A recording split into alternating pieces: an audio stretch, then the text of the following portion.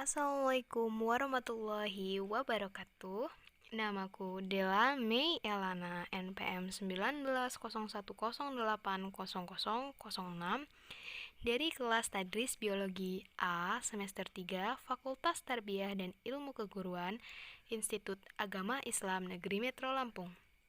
Nah, di video kali ini aku akan membawakan materi tentang sistem pengkodean dan pengkodean menggunakan ASCII.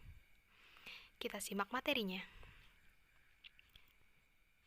Nah, sistem bilangan, pengertian dari sistem bilangan adalah suatu cara untuk mewakili ukuran besaran dari sebuah benda fisik. Dalam sebuah komputer, sistem bilangan dibagi menjadi 4, yakni yang pertama, bilangan berbasis notasi 2 atau disebut dengan binder. Atau disebut dengan biner. Yang kedua adalah bilangan berbasis notasi 8. Nah, biasanya disebut dengan oktal. Yang ketiga, bilangan berbasis notasi 10. Nah, disebutnya adalah desimal. Dan selanjutnya, bilangan berbasis notasi 16. Nah, sebutannya adalah heksadesimal. Nah, selanjutnya kita ke pengertian dari ASCII. ASCII adalah singkatan dari American Standard Code for Information Interchange, merupakan informasi kode standar Amerika untuk pertukaran informasi atau sebuah standar internasional dalam pengkodean huruf dan simbol seperti Unicode dan Hex, tetapi ASCII lebih bersifat universal. Nah, fungsi dari ASCII adalah ASCII digunakan oleh komputer dan alat komunikasi lain untuk menunjukkan teks, sedangkan fungsi dari kode ASCII ialah digunakan untuk mewakili karakter angka maupun dalam komputer. Nah, sebagai contoh dapat kita lihat pada karakter 1, 2, 3 dan ABC dan lain sebagainya. Dalam bahasa komputer, 0 dan 1 tidak ada cara lain untuk mewakili huruf dan karakter yang bukan nomor. Semuanya harus menggunakan 0 dan 1. Nah, salah satu jalan untuk berbahasa dengan komputer dengan cara menggunakan tabel ASCII. Tabel ASCII merupakan tabel atau daftar yang berbasis semua huruf dalam alfabet Romawi ditambah beberapa karakter tambahan dalam tabel ini. Nah, setiap karakter akan selalu diwakili oleh sejumlah kode yang sama. Misalnya untuk huruf B kecil itu selalu diwakili oleh urutan nomor 98, dan kalau dipresentasikan dalam 0 dan 1, bilangan biner 98 adalah bilangan biner 1100010. Nah, jadi kita tuh caranya ngomong sama komputer, caranya berkomunikasi dengan komputer itu menggunakan kode 1 dan 0.